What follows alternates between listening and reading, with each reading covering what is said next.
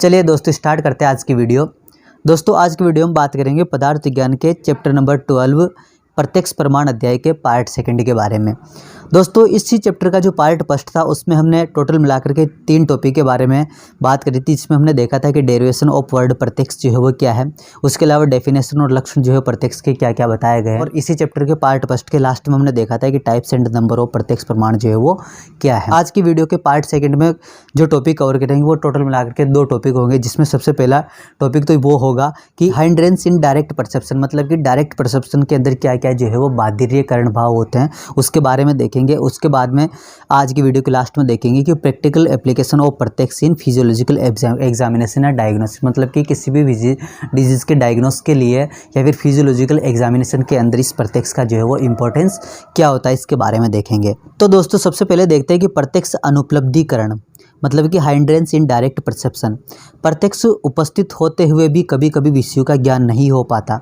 मतलब बहुत बार ऐसा होता है कि कोई चीज़ जो है आपके सामने रखी हुई है, लेकिन यह 10 जो है टोटल ऐसे कारण बताए गए हैं जिनकी वजह से आप उस वस्तु को जो है वो सामने रखी हुई होने के बावजूद भी जो आप उसको देख नहीं पाते, उसका अनुभव नहीं कर पाते, उसका परसेप्शन जो है वो नहीं कर पाते। तो दोस्तों वो कौन कौन से कारण होते हैं, उन्हीं कारणों को कंप्लीट रूप से जो है प्रत्यक्ष ज्ञान में बाधक हेतु या बाधिर्यकरण भाव के नाम से जानते हैं। यहाँ इंद्रिय और उनके अर्थों का सन्निकर्ष होते हुए भी कुछ बाधक कारणों के कारण या तो प्रत्यक्ष होता ही नहीं है या होता है तो दोषपूर्ण होता है। मतलब या तो आपको कोई भी चीज़ जो है उसका प्रत्यक्ष ज्ञान जो है वो प्राप्त नहीं होगा, क्योंकि ये बाधक भाव है, ये बाधक कारण जो है वहाँ पर उपस्थित है। और अगर मान लो कि आपको किसी के थोड़ा बहुत जो है वो प्रत्यक्ष हो भी जाता है तो वो प्रत्यक्ष जो है वो हो सकता है कि आपको दोषपूर्ण, मतलब जिस तरह की नॉलेज आपको उस ऑब्जेक्ट के बारे में, उस पर्टिकुलर चीज़ के बारे में मिलनी चाहिए, उस तरह की नॉलेज आपको नहीं मिल पाती। मतलब कि जो भी नॉलेज आप गेन कर रहे हो वो कैसी होगी, दोषपूर्ण होगी, मतलब कि दोष से युक्त होगी। तो दोस्तों ये प्रत्यक्ष ज्ञान के अनुपलब्धि में कारण जो है वो कौन कौन से बताए गए उनकी अगर अपन बात करें तो उसके लिए आपको एक श्लोक याद रखना है, जो कि चरक संहिता के सूत्र स्थान में 11वें चैप्टर के 8वें नंबर पे दिया हुआ है। वो है कि सत्ताम च रूपाणाम अति सन्निकर्षाद अति विप्रकर्षाद आवरण करण दौर्बल्यम मनो अवस्थानात् समान अभिहाराद अभिभावाद सोक्ष्यम प्रत्यक्षम अनुपलब्धि। मतलब मिलाकर के 8 या 10 जो है वो कारण बताए जिनकी वजह से किसी भी वस्तु के प्रत्यक्ष ज्ञान जो है आपको नहीं हो पाता।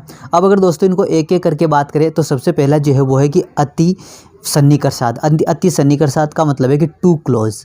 अति विप्रकर्षाद का मतलब है टू फार। आवरणात का मतलब है कवर्ड। कोई भी चीज़ को अगर आप ढक दोगे किसी से तो उसके अंदर जो भी होगी वो आपको दिखेगी नहीं, मतलब कवर होने की वजह से, इसलिए उसको अपन क्या बोलते हैं, आवरणात बोलते हैं। कर्ण दौर्बल्य वीक सेंस ऑर्गन्स। मनो अवस्थानात मतलब क्या है कि attention of mind is elsewhere, ठीक है। और समान अभिहारात मतलब प्रेजेंस ऑफ सिमिलर ऑब्जेक्ट। मान लो कि कोई भी 2 ऑब्जेक्ट जो एक ही समान है ना, तो उस कंडीशन में आपको जिस ऑब्जेक्ट के बारे में जैसी नॉलेज मिलनी चाहिए वैसे आपको नहीं मिल पाती, मतलब उसका ज्ञान जो है जिस तरह से नहीं हो पाता है।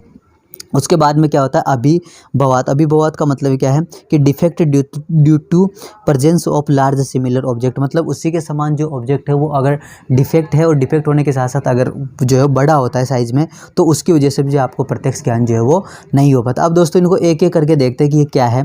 तो दोस्तों इसमें सबसे पहले देखते हैं कि अति सन्निकर्षाद, मतलब कि कोई भी वस्तु अगर आँखों के बहुत ही पास में रखी हुई होती है तो उस कंडीशन में आपको जो है वो उसका प्रत्यक्ष ज्ञान जो है वो नहीं हो पाता है। मतलब जैसे मान लो कि आप जो है किताब लेकर के बैठे हुए हो और वो किताब अगर आपकी आंखों के बहुत ही ज़्यादा क्लोज है ना, तो साइंस के अकॉर्डिंग आपको पता है कि 25 सेंटीमीटर की डिस्टेंस जो है वो मिनिमम बुक और आइज़ के बीच की जो है वो होनी चाहिए। लेकिन अगर उस 25 सेंटीमीटर की डिस्टेंस से भी अगर कम आप रखते हो तो उस कंडीशन में जो भी उस बुक में लिखा हुआ है उसको आप अच्छे से नहीं पढ़ पाओगे, मतलब आपको प्रत्यक्ष ज्ञान जो है वो ठीक तरह से नहीं हो पाएगा। तो अति सन्निकर्षाद वही है कि यह दोष केवल नेत्र से संबंधित प्रत्यक्ष में उत्पन्न होता है।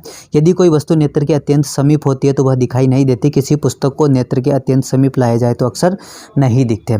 उसी तरह से अति विप्रकर्षाद का मतलब है क्या है कि जैसे बहुत ही पास में थी तो उसी तरह से अगर मान लो कोई वस्तु बहुत ही ज़्यादा दूर रखी हुई है तो उस कंडीशन में आप उसको जो है सही तरह से नहीं देख पाओगे। तो वही लिखा हुआ है कि अति विप्रकर्षाद अर्थात अति दूर।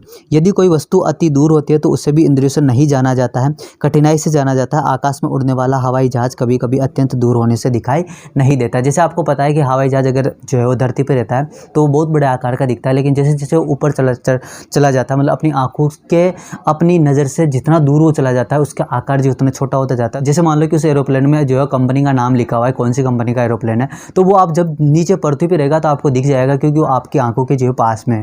लेकिन जब वो ऊपर हवा में उड़ रहा होगा तो उस टाइम में बोलोगे आप बताओ कि कौन सी कंपनी का एरोप्लेन जो ऊपर उड़ रहा है, तो आप नहीं बता पाओगे क्योंकि आपकी आंखों से बहुत ही दूर जो हो जा चुका, अब आप उसको नहीं देख पा रहे हो। तो वही चीज़ है अति विप्रकर्षात। ठीक है, आवरणात् का मतलब क्या है कि किसी वस्तु को जो है ढक देना। ठीक है, तो वस्तु किसी आवरण से ढके होने पर भी वह दिखाई नहीं देती। शरीर अवयव शरीर में प्रत्यक्ष उपस्थित होने पर भी त्वचा का आवरण होने से दिखाई नहीं देते। बाहर से जो है त्वचा है, तो त्वचा होने की वजह से लीवर जो है वो अंदर कैसा है तो उसको आप नहीं देख पाते हो क्योंकि बाहर जो है वो लीवर के बाहर क्या है, त्वचा का आवरण है, और आवरण होने की वजह से आप उसको नहीं देख पा रहे। जब भी अगर आपको उसको देखना तो पहले आपको इंसिजन करना पड़ेगा, स्किन की जो कवरिंग है उसको हटानी पड़ेगी, उसके बाद ही आप लीवर को, किडनी को, पेनक्रियाज को, है ना, इन सबको, गॉल ब्लैडर को देख पाते हो।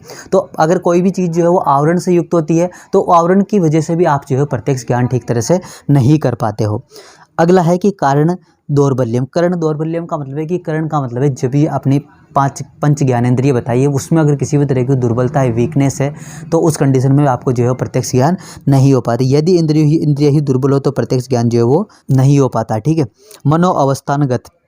मन यदि एक जगह न हो तो इंद्रियां के साथ जो है सहयोग नहीं हो पाता, परिणामत प्रत्यक्ष का ज्ञान जो है नहीं हो पाता। पढ़ते समय यदि मन किसी अन्य स्थान में हो तो पढ़े हुए पाठ का जो है ज्ञान नहीं होता। ये मैंने आपको दोस्तों जब मैं इसी चैप्टर के पार्ट फर्स्ट में मैं आपको बताया था तो उस दौरान मैंने आपको बताया था कि प्रत्यक्ष जो होता कैसे है। आत्मेंद्रिय मनोअर्थानाम सन्निकर्षात् परिवर्तित वेक्ता तदात्व प्रत्यक्षम सान निरुचित है। तो आत्मा जो है मन के साथ में मिलती है, मन जो है इंद्रियों के साथ में मिलता है, इंद्रिय अपने अर्थ के साथ में मिलती है, और उसके परिणाम स्वरूप व्यक्त होने वाली जो बुद्धि होती है वही क्या होती है, प्रत्यक्ष होती है। ठीक है, तो अगर मान लो कि मन जो है वो आत्मा के साथ मिलेगा ही नहीं, मन जो है वो अपने स्थान पर होगा ही नहीं, तो उस कंडीशन में इंद्रियों का जो भी ज्ञान है आपको प्राप्त नहीं हो पाएगा। तो इसलिए अगर मन के अवस्थित होने पर या फिर मन के अनुपस्थित होने पर भी जो प्रत्यक्ष ज्ञान है वो आपको नहीं हो पाता। तो वही चीज़ यहाँ पर समझाई गई है। समान अभिहारात। समान अभिहारात का मतलब है कि दो ऑब्जेक्ट है बिल्कुल सेम टू सेम है ना, तो उन दोनों में आप डिफरेंस जो है नहीं कर पाते हो। तो किसी एक के बारे में अगर आपको नॉलेज गेन करनी है तो समान होने की वजह से आपको जो है नॉलेज नहीं हो पाती। यदि एक जैसी कई वस्तुएं साथ हो तो उनका अलग अलग जो है नहीं जाना जा सकता। छाता लेकर चल रहे समूह में यदि कोई व्यक्ति बिना छाता लिए जा रहा हो तो उसका ज्ञान जो है वो नहीं हो पाता। ठीक है, इसके बाद में अगला जो है वो कि अभिभवात। अभिभवात का मतलब है कि पराभव, किसी एक वस्तु के समान दूसरी वस्तु का जो है दब जाना। जैसे मान लो कि एक पेन को जो है मैंने कॉपी से दबा दिया, एक तरह से आवरण के जैसे ये चीज़, लेकिन यहाँ पर क्या है कि दबा हुआ है। पेन जो है वो कॉपी से दबा होता है, इसलिए आपको पेन जो है दिखाई नहीं दे रहा, मतलब उस पेन का जो प्रत्यक्ष ज्ञान आपको होना चाहिए वो नहीं हो पा रहा। ठीक है, तो है ना, जैसे कि सूर्य प्रकाश में जो है तारों का ज्ञान नहीं हो पाना। सूर्य प्रकाश में जो है तारों का ज्ञान नहीं हो पाता। तारे जो है वो दिन में भी चमकते, रात में भी चमकते, लेकिन दिन में सूर्य की रोशनी की वजह से क्या होता है कि तारे जो है ना वो दब जाते हैं, उनका प्रकाश जो दब जाता है, तो इसलिए उनका तारों का ज्ञान जो है अपने को नहीं हो पाता है। ठीक है, उसी तरह से अगला जो प्रत्यक्ष ज्ञान में बाधक हेतु बताया वो है अति सूक्ष्म्यात। मतलब कोई भी वस्तु जो अत्यधिक सूक्ष्म होती है तो उस कंडीशन वो आपको नहीं दिखती। जैसे माइक्रो ऑर्गेनिज्म होते हैं जो कि अपनी नग्न आंखों से अपने को दिखते नहीं है, मतलब अगर अपन आई से बिना अगर माइक्रोस्कोप के अगर उसको देखने की कोशिश करें, बैक्टीरिया को, वायरस को, फंजाई को, इन सबको, है ना, तो ये चीज़ें जो अपने को नहीं दिखती। क्यों नहीं दिखती? क्योंकि जो है वो बहुत ही सूक्ष्म होती है, इनका जो आकार है, साइज जो बहुत ही छोटा होता है, इसलिए अपने को दिखती नहीं है। तो विषय अति सूक्ष्म होने पर भी जो है प्रत्यक्ष का ज्ञान नहीं होता। जैसे वायु के साथ बहने वाले धूलिकण जो है दिखाई नहीं देते। इसके बारे में दोस्तों आज के वीडियो के लास्ट टॉपिक के बारे में बात करते हैं कि प्रत्यक्ष की उपयोगिता जो है क्या है। दोस्तों जब परमाण वाला चैप्टर हमने शुरुआत करी थी तो उस दौरान मैंने परमाण परीक्षा चैप्टर के अंदर आपको बता दिया था कि प्रत्यक्ष प्रमाण, अनुमान प्रमाण, आप्तोपदेश प्रमाण, इनका जो है वो चिकित्सा में या फिर ऐसा कहे कि आयुर्वेद के अंदर जो इंपॉर्टेंस है वो क्या बताया गया, इसके बारे में मैंने आपको ऑलरेडी बता दिया। लेकिन तो भी मैं आपको बता देता हूँ एक बार कि प्रत्यक्ष परीक्षा से सभी इंद्रियों रस को छोड़ करके प्रत्यक्ष प्रमाण के अंदर अपने को चारों इंद्रियों को जो है काउंट करना है। जैसे कि श्रोत्र के द्वारा परीक्षित भाव क्या है कि आंतों की आवाज़, संधि और अंगुलियों पर्वों का जो फूटना आदि। चक्षु के द्वारा क्या हो जाएगी, वर्ण, आकार, प्रमाण, छाया आदि की जो है परीक्षा चक्षु के द्वारा होती है। घ्राण की बात करते हैं तो विकृत, गंध आदि की परीक्षा जो है घ्राण से की जाती है। स्पर्श की बात करते हैं तो प्राकृत, विकृत स्पर्श की परीक्षा जो है वो किससे करते हैं, अपन स्पर्श इंद्रिय के द्वारा करते हैं। तो इस तरह से जो है वो प्रत्यक्ष की उपयोगिता आयुर्वेद में बताई गई है। तो दोस्तों ये थी आज की हमारी वीडियो जिसमें हमने देखा कि प्रत्यक्ष की उपयोगिता जो है वो क्या है आयुर्वेद में, और वीडियो की शुरुआत में हमने देखा कि प्रत्यक्ष की अनुपलब्धि में जो है कारण कौन कौन से बताए गए, इन सब के बारे में बात करी। आने वाली जो नेक्स्ट वीडियो की दोस्तों उसमें हम बात करेंगे आप्तोपदेश प्रमाण के बारे में।